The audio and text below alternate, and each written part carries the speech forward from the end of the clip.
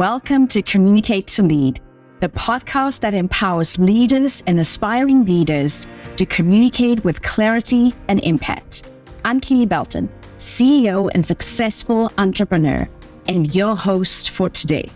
I'm here to equip you with all the essential tools and strategies to master effective communication and lead your team to success.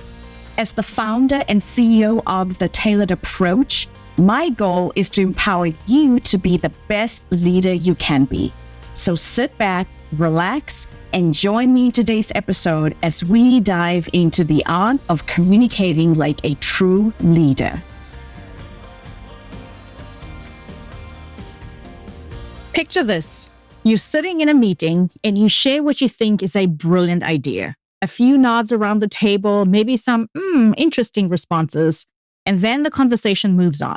But here is where it gets frustrating. 2 weeks later, you are in another meeting and suddenly your colleague, let's call him Dave, presents the exact same idea you shared. But this time, the room lights up. Dave, that's genius.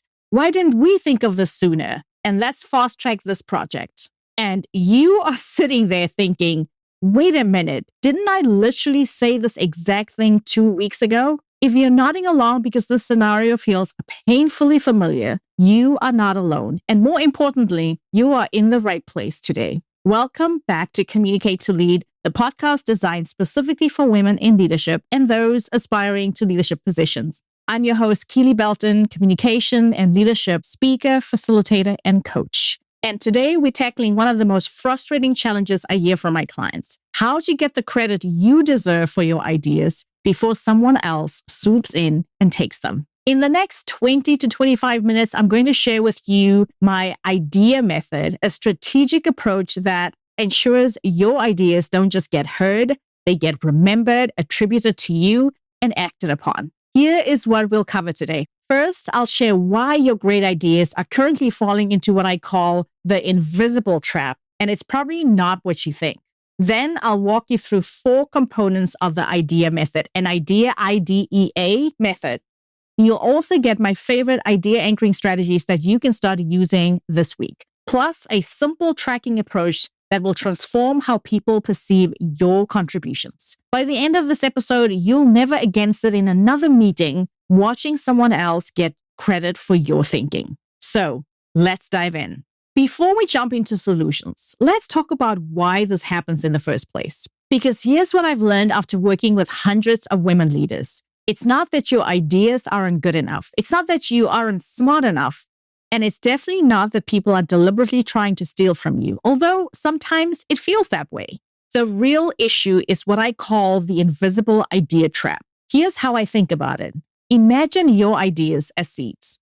Most of us are really good at planting seeds. We share our thoughts, we contribute to brainstorming sessions, we offer solutions. But here's the problem. We are planting these seeds in soil that isn't prepared to nurture them. What I mean is this. We share ideas without creating the conditions for those ideas to be remembered, developed, and attributed back to us. We assume that if an idea is good, it will naturally be connected back to us. But that's like assuming a seed will grow just because it's a good seed, without considering the soil, the water, the sunlight, and the consistent care it needs. The invisible idea trap happens when we focus only on the idea itself, rather than the strategic presentation and follow-through that ensures we get the credit for it. The solution is my I.D.E.A, I.D.E.A method, a systematic approach that transforms you from someone who contributes ideas to someone who becomes known as an innovative thinker and problem solver.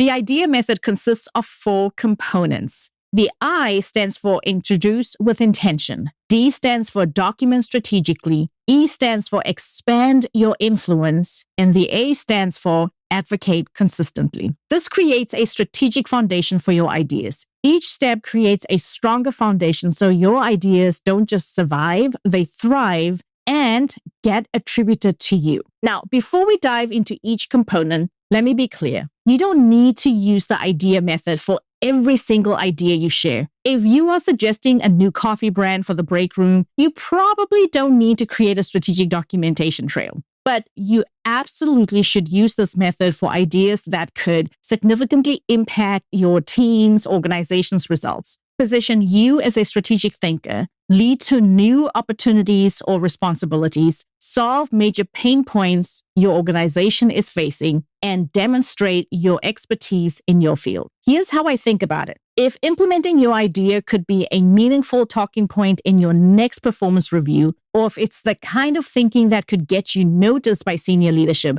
then it deserves the I.D.E.A method treatment. The goal isn't to over-engineer every suggestion you make. It's to be strategic about the ideas that could truly advance your career and create value for your organization. Let's break down each component. The first one, I, which stands for introduce with intention. The first step is changing how you introduce your ideas. Most of us have been taught to be humble, to downplay our contributions. We say things like, this might be silly, but, or I'm not sure if this makes sense, but here is what's happening. You are training people to forget your idea before you even finish sharing it. Instead, I encourage you to use what I call confident idea anchoring. Here's how this sounds in practice. Instead of saying, what if we tried something different with onboarding? You could say, I have an idea I'm calling the client success bridge. It addresses our early cancellation problem and could potentially reduce cancellations by 40%.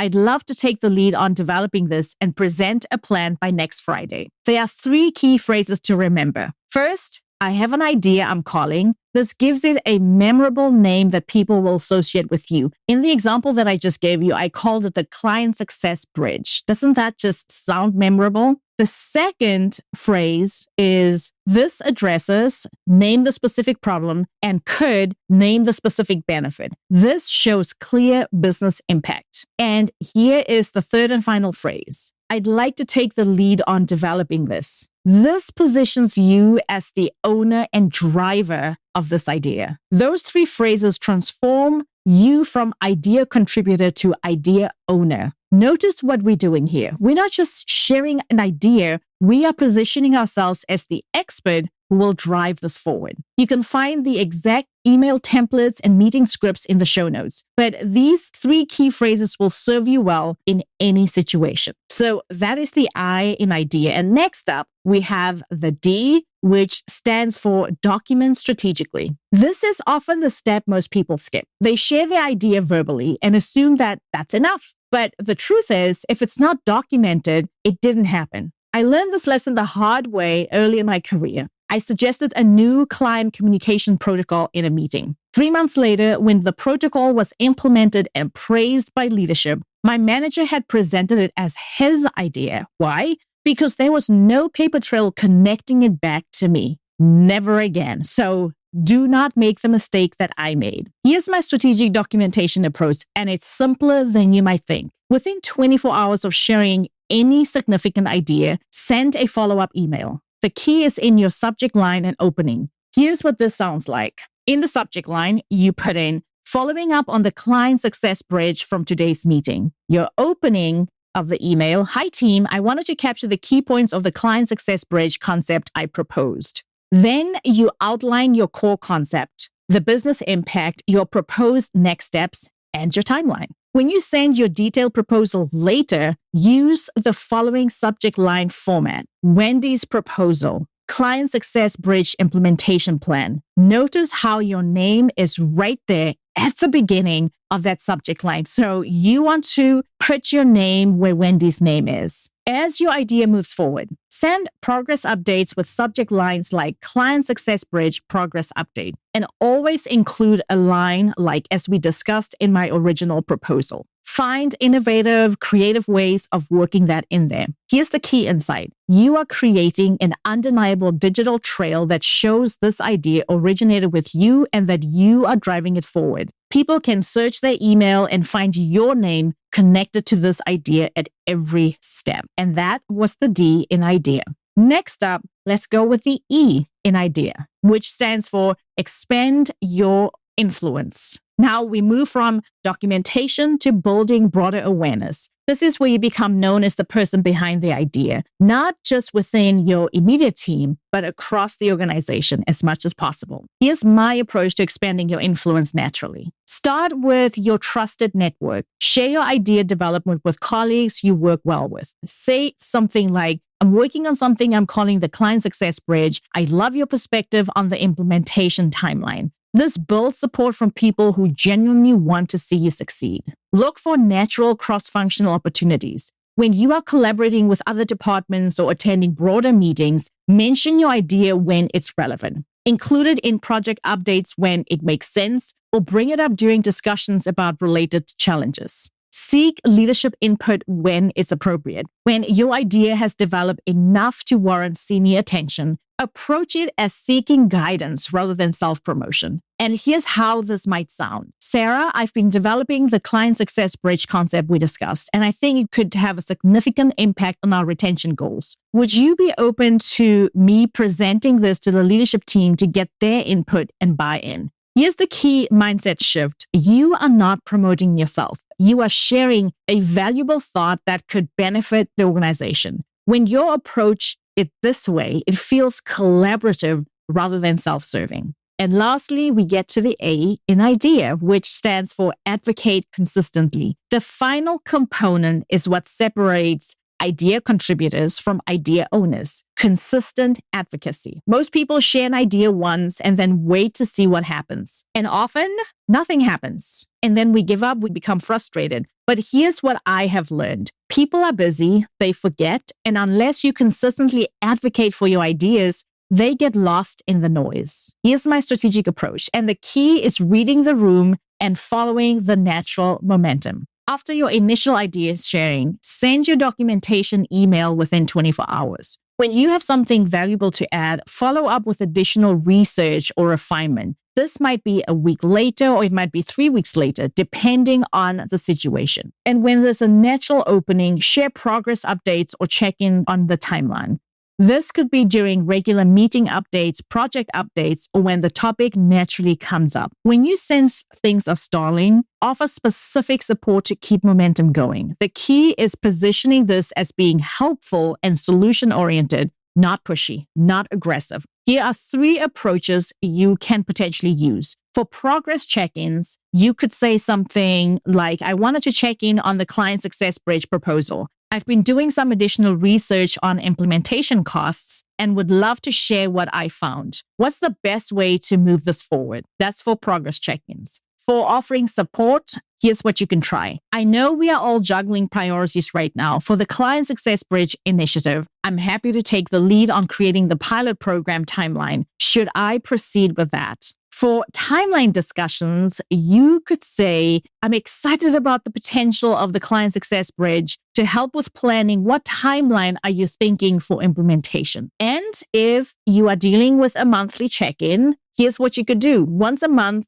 find a natural way to reference your idea when it's relevant to current challenges or new data you have found. The goal is to stay top of mind without being pushy or aggressive. Before we wrap up, I want to give you a simple system that takes just a few minutes, but will transform how you approach your idea sharing. Every few weeks, maybe during your regular planning time, it could be every other week or maybe once a month, spend a few minutes reviewing. Number 1, significant ideas I've shared recently. Focus on the important ones using the I.D.E.A method. Number 2, documentation status. Ask yourself, have I sent follow-up emails for my key ideas? Number 3, natural opportunities coming up. Are there meetings, projects, or conversations where I could naturally reference my ideas? Number 4, ideas gaining momentum. Which ones need my continued attention and support? And lastly, number 5,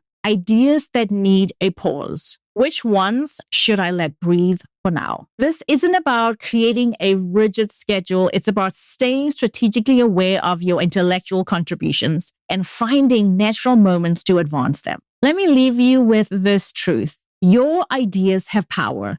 They can solve problems, drive innovation, and create value, but only if they are connected to you in a way that is clear, documented, and memorable. The I.D.E.A method, which by now you know stands for introduce with intention, document strategically, expand your influence, and advocate consistently, isn't about being pushy or self-promotional. It's about being strategic in how you share your thinking so that you get the credit and the opportunities you deserve. And remember, you don't need to apply this method to every single idea you share. Save your energy for the ideas that could truly impact your career and your organization. Use the I.D.E.A method for the thoughts and solutions that deserve to be remembered and attributed to you. Remember the analogy I shared at the beginning about planting seeds? When you use this method, you are not only planting seeds, you are preparing the soil, providing consistent care, and ensuring the harvest is attributed to the gardener who will do the work. And that gardener, my friend, is you.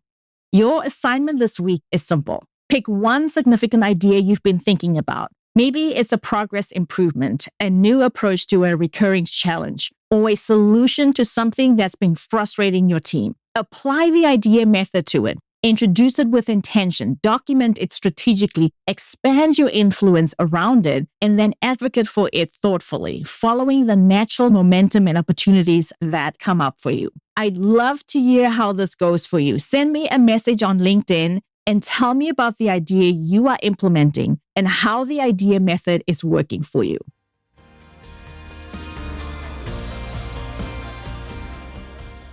Thank you for joining me today on this journey and learning how to get credit for your ideas. Until next Thursday, my friend, I am Kele, reminding you that great communication is the foundation of inspiring leadership. Keep learning, keep growing, and remember to communicate to lead.